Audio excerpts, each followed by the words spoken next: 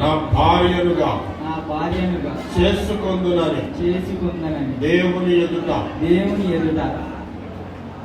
దైవ సేవకుని ఎదుట నా బంధువులందరి ఎదుట నా స్నేహితులందరి ఎదుట నా తల్లిదండ్రుల ద్వారా కలపబడిన ఈ చేతులు సాక్షిగా రోజా అని నీకు ప్రమాణము చేయుచున్నాను.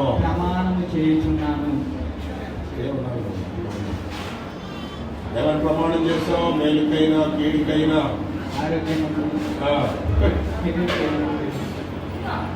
కూర బాగా వండకపోయినా